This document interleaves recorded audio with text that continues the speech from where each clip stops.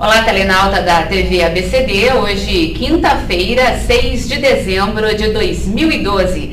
E a partir de agora você acompanha o programa Educar para Ser Grande. Bom, para quem ainda não nos conhece, todas as quintas-feiras temos esse contato aqui, esse encontro para falar de educação e educação no sentido mais amplo da palavra. E este programa tem sentido só se você participar. Por isso, faça isso pela linha ao vivo, com perguntas e também opinando, dando sugestões em tempo real aqui pelo canal aberto, abaixo da tela. As suas sugestões poderão também ser tema do próximo programa e você pode enviar e-mail para sandra@sandracabral.com.br, nesse caso também para sugestão de pauta. Bom, você pode curtir a página do Educar para Ser Grande no Facebook e você vai receber desta forma notícias atualizadas sobre educação. Agora, para começar o Educar para Ser Grande de hoje, bastante contente aqui, recebo profissionais da educação e também amigos. Pierluigi Piazzi, tudo bem? Tudo ótimo. Pierluigi Piazzi é escritor, é professor, é um dos melhores professores de cursinhos pré-vestibulares de São Paulo, formado em Física pela USP, professor Pier, como é mais conhecido nas palestras, também viaja pelo Brasil há mais de 10 anos, né, Pier? Visitando escolas, ministrando cursos para alunos, professores, pais e coordenadores, e isso tudo para falar sobre educação. Professor Pier, muito bem-vindo aqui ao Educar para Ser Grande. É um prazer estar com você e principalmente é um prazer revê-la. Né? Ai, muito prazer meu também. E o Arquimedes Pessoni esteve conosco aqui semana passada, hoje participa do bate-papo. Arquimedes Pessoni, que é professor doutor do curso permanente do programa de mestrado em comunicação, também de graduação da Universidade Municipal de São Caetano do Sul, além de ser docente colaborador da disciplina de saúde coletiva da Faculdade de Medicina do ABC. Oi, Arquimedes, tudo bem? Tudo bem, Sandra. Obrigado pelo convite. Obrigada pelo retorno. Tá, ok. Bom, eu vou começar aqui conversando com os meus dois amigos e mestres sobre um ranking que foi divulgado no finzinho do mês passado, mas que está repercutindo agora. Ele, inclusive, voltou a ser notícia ontem nas mídias sociais, mas aí já por parte da mídia especializada, que é um destaque triste da baixa qualidade do ensino no Brasil. O Brasil ficou em penúltimo lugar no ranking mundial de educação. Esse ranking foi feito pela consultoria britânica Economist Intelligence, e essa pesquisa aponta também os 3 melhores colocados, que são Finlândia, Coreia do Sul, Hong Kong, aí seguidos por Japão e Singapura. Agora, o que chama atenção, Pier e Arquimedes, é que esse levantamento comparou o desempenho de 40 países, levou em consideração quesitos de notas de provas em áreas como matemática, ciências e também habilidades linguísticas. Comprova que a gente tem um ensino bem ruim, o Brasil em 14º lugar. Gostaria que vocês dessem opinião sobre isso, professor Pierluigi Piazzi. Bom, na realidade, quando eu escrevi meus livros, eu já tinha notícias a respeito disso. Essa notícia é muito atual, é muito recente. Mas existe uma outra auditoria externa pela qual os sistemas de educação passam, da Organização para a Cooperação e Desenvolvimento Econômico, que promove de 3 em 3 anos um exame chamado PISA, P-I-S-A, uma espécie de Enem mundial. E nesse exame eles pegam jovens de 15 anos e tentam verificar essa habilidade de ciência, linguística, etc. O Brasil participou pela primeira vez, esse exame é de 3 em 3 anos, participou pela primeira vez em 2003.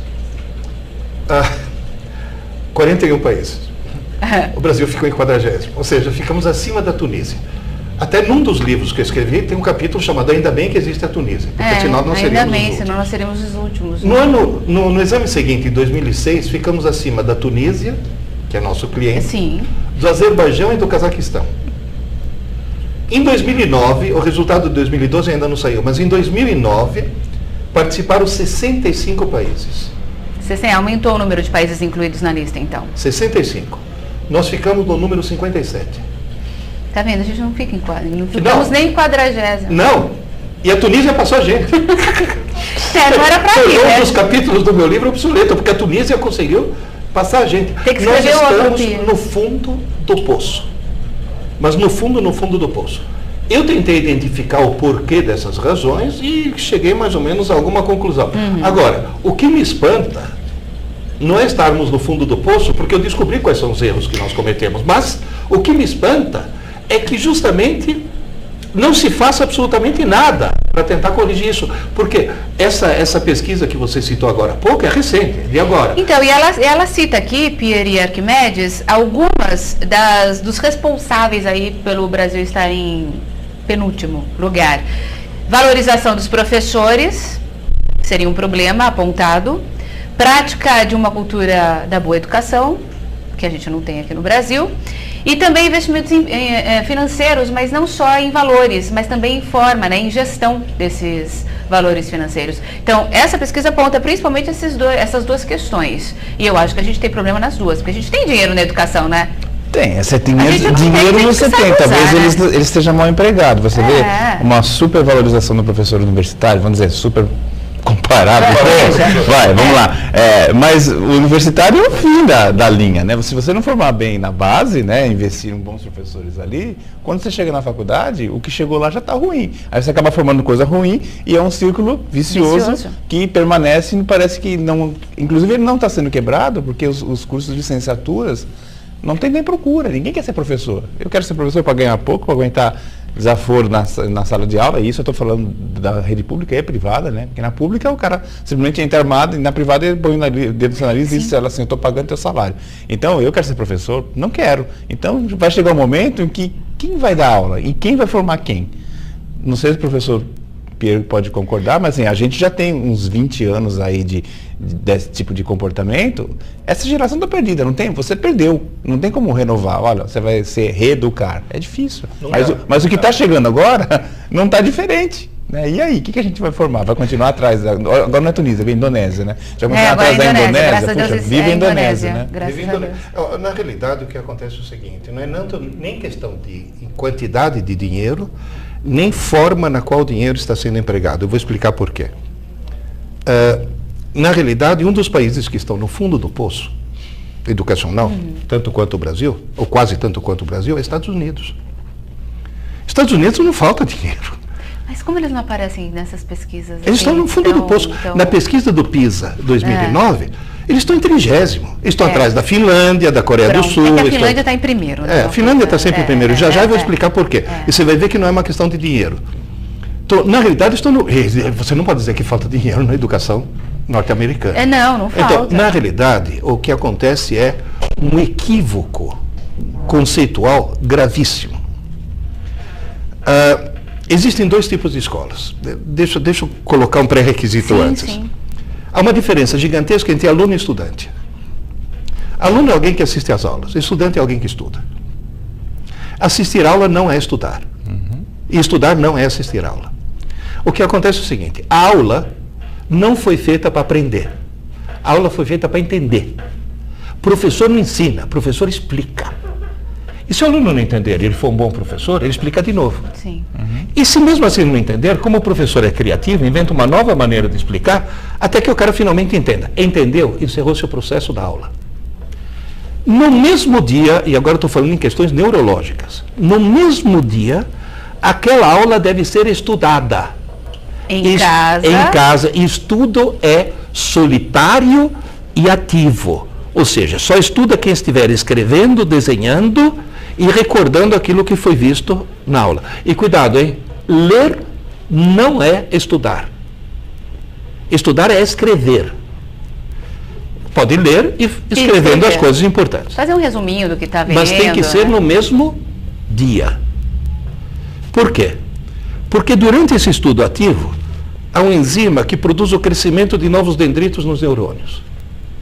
Durante a noite e durante o sonho REM, Rapid Eye Movement, quando o olho começa a pular de um lado para o outro, esses novos dendritos se ligam, você forma novas conexões e aquilo que foi estudado naquele dia vai ser absorvido para sempre.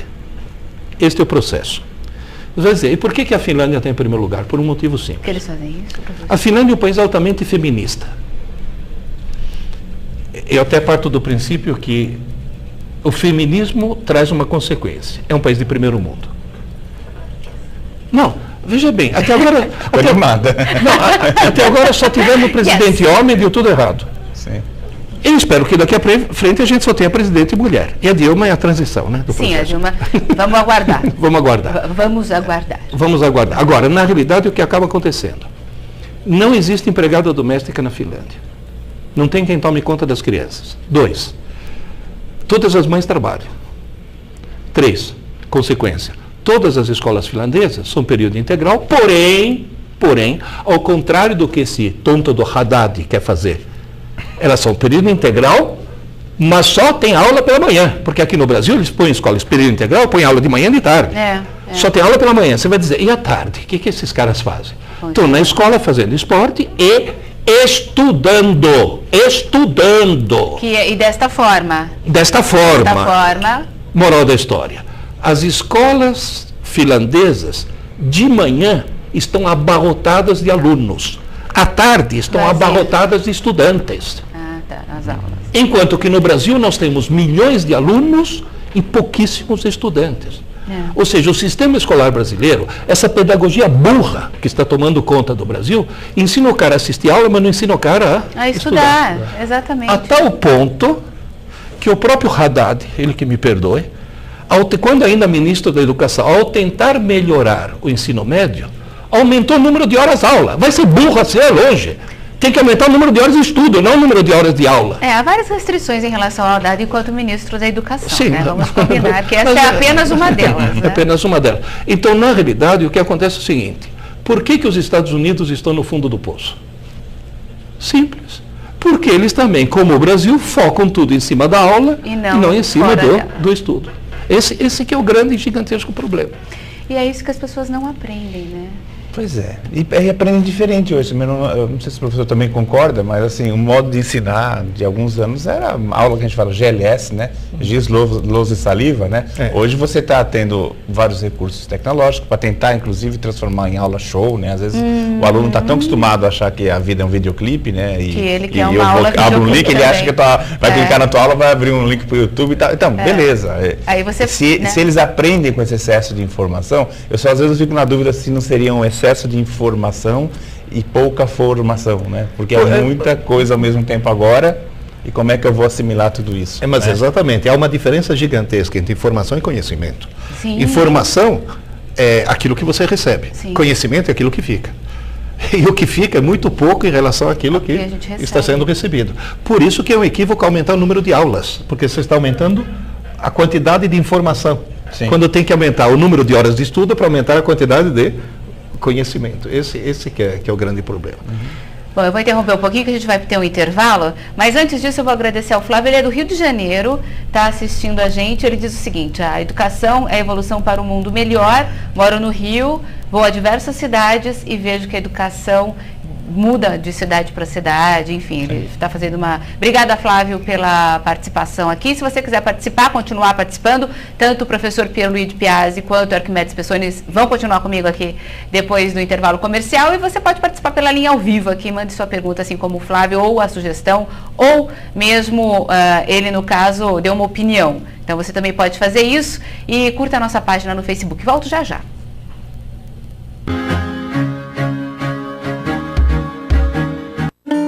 É R$1. Só R$1. Meu, seu, dos amigos, do vizinho. R$1. Só R$1. R$1 sozinho não faz nada. Não conta história. Mais R$1. Mais R$1. Mais R$1. Ajuda na cura. Constrói um hospital. Deixa a Fátima perto do filho. Cria futuro pra Juju. R$1 dá uma lição no câncer infantil. Ligue 0500 1001 e doe R$1. Só R$1. GRAAC. Cada real vale muito.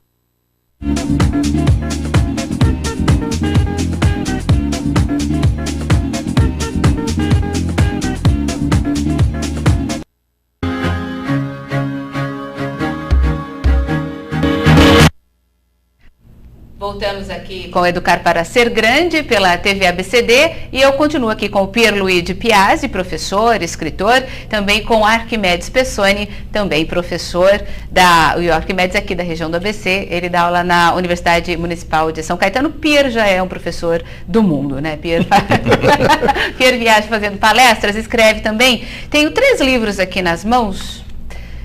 o Estimulando Inteligência. Esse daqui é para pais. Para família. Para família, tá? Pais que mais quiserem... do que pais, para as mães, né? Porque a parte trágica da escola são as mães, normalmente. Como assim trágica? Os pais também têm responsabilidade. Não, os pais são ausentes. Pierre. Bom, melhorou, né? Eu queria dizer isso em outras palavras, você foi mais direto. Então, assim, esse livro para os pais poderem auxiliar os filhos na hora do estudo, o estudo que o Pierre citou aqui agora há pouco.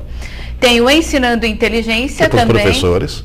Também do professor Pierre E para pedagogas inteligentes. Tá. As outras não. As outras não. Tá. Então, esse livro para professores e pedagogas, também para auxiliar uma forma de conduzir aula e depois até ensinar os alunos a estudarem, que eu acho que é isso que está faltando, né, Pierre? E esse é da Capa Azul, Aprendendo Inteligência, também do Pierre.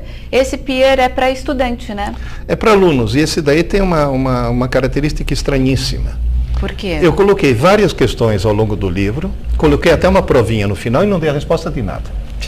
Como assim? Sem gabarito? Sem gabarito. Que bacana. Mas coloquei, que legal. Coloquei um endereço de e-mail dizendo, me manda um e-mail que automaticamente você será remetido a um link onde tem todas as respostas. Mas o preço a pagar por essas respostas é me dar a tua opinião sobre o livro. Eu fiz uma pesquisa de mercado. A coisa mais difícil é você conseguir uma opinião sobre alguma coisa. Olha, né? Eu já recebi literalmente milhares de e-mails. Esse livro azul está esgotado agora. Esse último exemplar vai sair da gráfica só daqui a uma semana. Sabe quantos já foram? 70 mil. Vendidos. Então imagina a quantidade de e-mails que eu recebi. 99% sabe o que dizem? Pena que eu não li antes. Pena que eu não li antes. Ou seja, é o cara que diz, me enganaram até hoje, não me mostraram como é que faz para estudar. Agora eu descobri como é que faz para... Meu sobrinho está lendo. É verdade, né? De 10 aninhos. Pierre falou que eu posso dar para os outros que têm 7. Pode.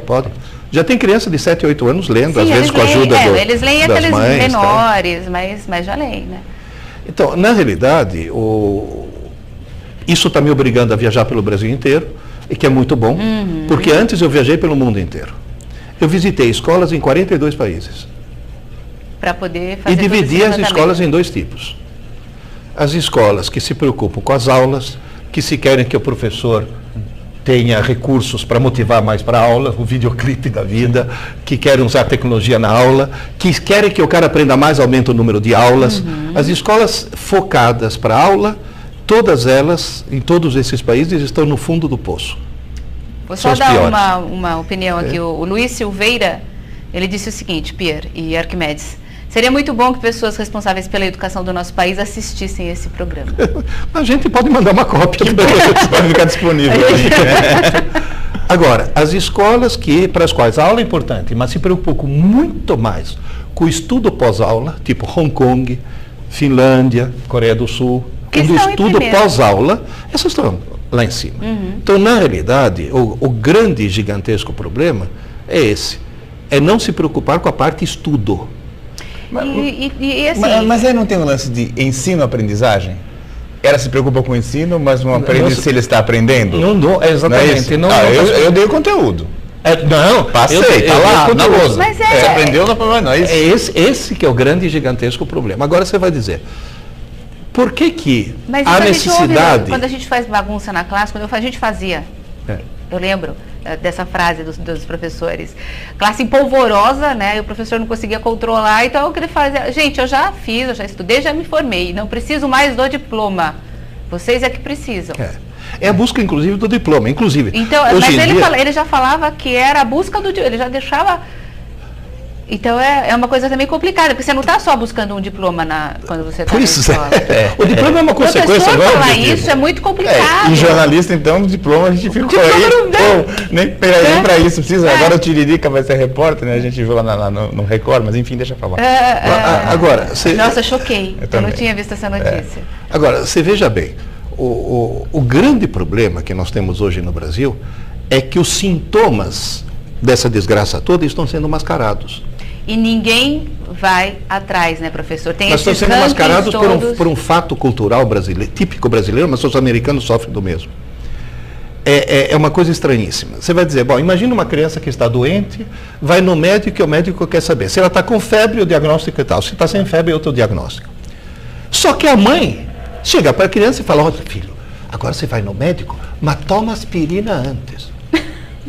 É claro que o médico vai dar o diagnóstico errado porque mascarou os sintomas. Sim. Você vai dizer, o que é mascarar os sintomas?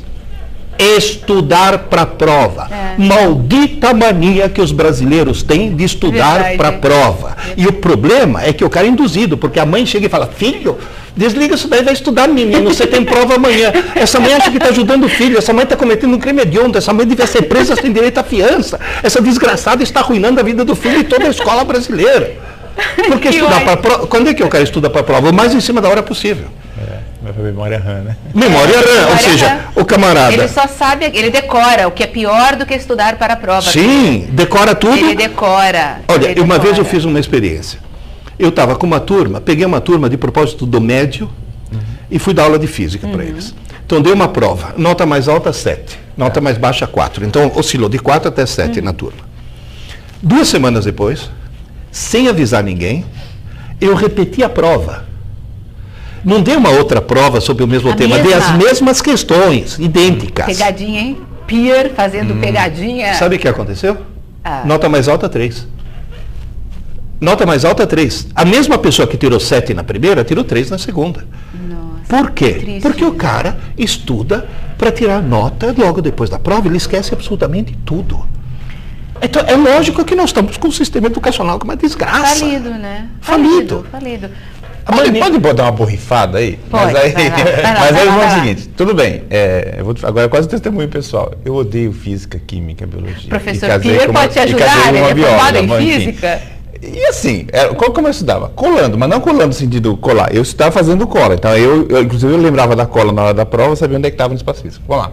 Sensacional. Porque cargas d'água, o vestibular vai me pedir alguns conteúdos que eu não quero aprender, não vão ser úteis na minha profissão. Então, talvez pensar também na forma de avaliação, está se avaliando coisas que não tem a mínima interesse. Você tem toda...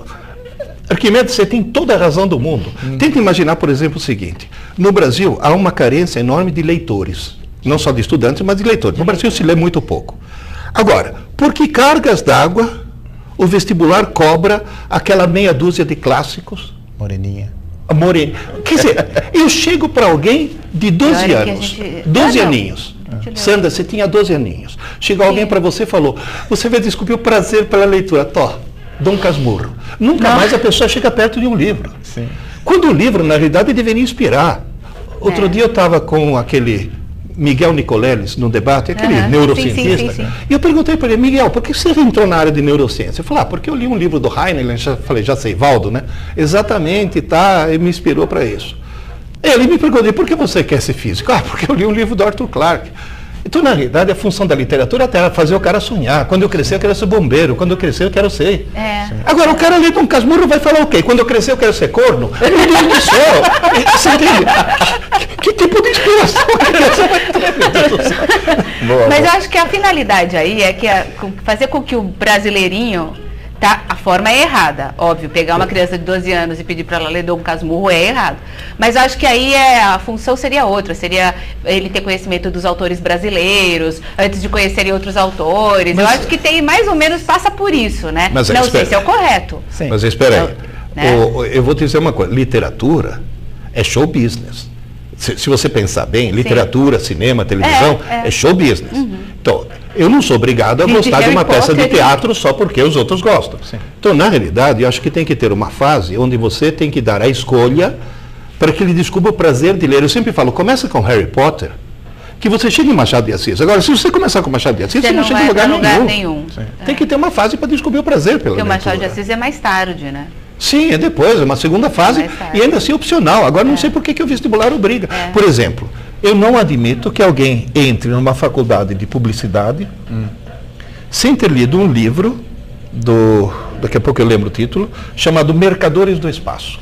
É um livro de ficção científica que mostra como seria o mundo dominado pelas agências de publicidade, que aliás não estamos muito longe disso. Nossa, eu não li, quero ler então. Do Frederick Pohl, agora lembrei do nome dele. Do Frederick Pohl. Mercadores do Espaço. É um livro fantástico. Mas o autor não é brasileiro. Sim, mas para coisa específica da publicidade, ler um livro desse seria seria fantástico. Então, não há essa preocupação de criar o prazer pela coisa. Não.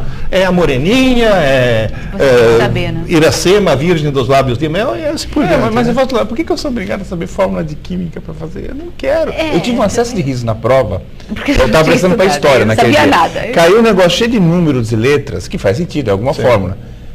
Eu fiquei olhando, comecei a rir, mas isso tem a ver com a minha vida? Nada, mas eu era obrigado. Aí você mas esse é um outro problema. Em vez de te ensinarem os fundamentos básicos da química e ponto final, eles tentaram te transformar num químico. Pois é.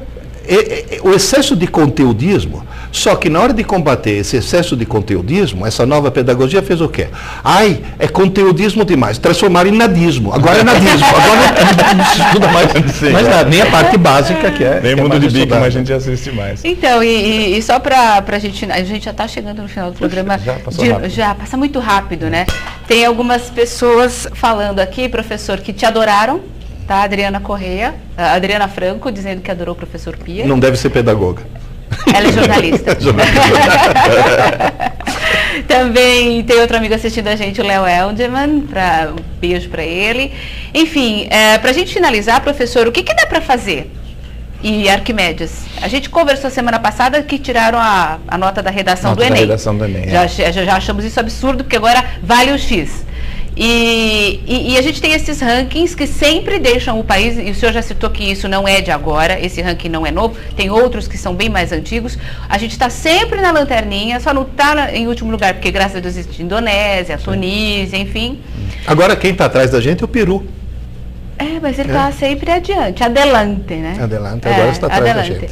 O que a gente faz? Qual que é a saída? Porque a gente percebe que o governo não tem interesse, o governo brasileiro não tem interesse em melhorar a educação, porque se tivesse já teria feito. Na realidade... E os governos municipais, estaduais, pelo que a gente... A população tem que fazer alguma coisa, não está na hora, professor? Sim, Arquimedes, a minha tese é a seguinte, vamos ver se você concorda. Se não dá para mudar de cima para baixo, vamos mudar de baixo para cima. Você não está fazendo isso com os seus alunos lá na faculdade? Eu acho que é marketing de guerrilha que eu faço. Se eu conseguir cada um acender uma luzinha, a gente ilumina um monte. Agora, se a gente continuar na escuridão, professor... Então, é não desistir, é continuar batalhando. Eu já estou no 4º livro, já está na gráfica o 4º livro. Vai ser lançado, é sobre qual o tema dele? Inteligência em concursos. Tanto o concurso vestibular quanto o concurso público, pelo seguinte, é o cara que já saiu da escola tradicional, da escola formal, e sozinho, como autodidata, está tentando se preparar ou para o vestibular ou para um concurso público, que aliás é o grande sonho dos brasileiros. Você sabe quantos concurseiros tem no Brasil? 8 milhões.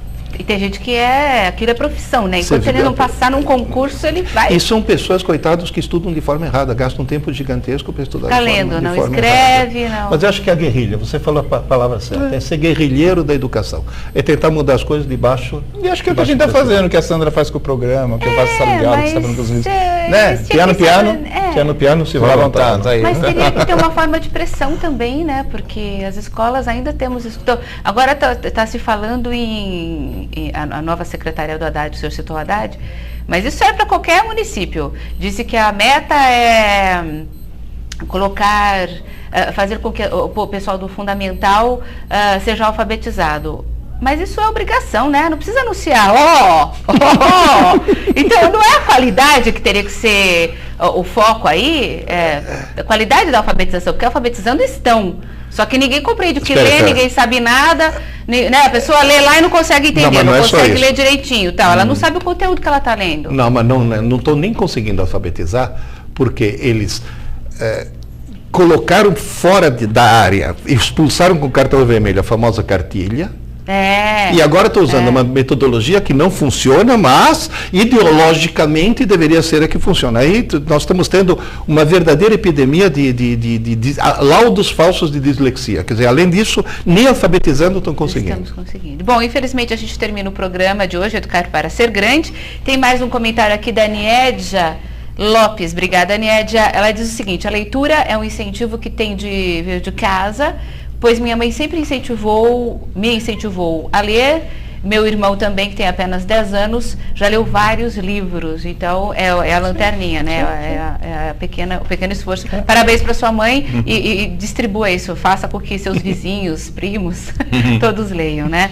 Agradeço muito ao Pierluigi Piazzi, escritor, professor, Se alguém quiser visitar meu site, é a coisa mais fácil do mundo. Vamos lá, Pier. Editora.tv.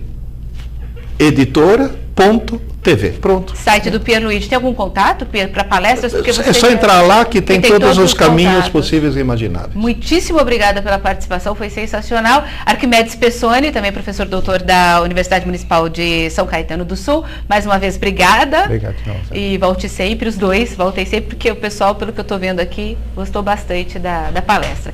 E o Educar para Ser Grande, sempre às quintas-feiras, às 11h30, ao vivo, aqui pela TV ABCD. Você pode curtir a nossa página no Facebook, Educar para Ser Grande, receber várias informações e também mandar pautas para Sandra, @sandracabral.com.br. Até quinta.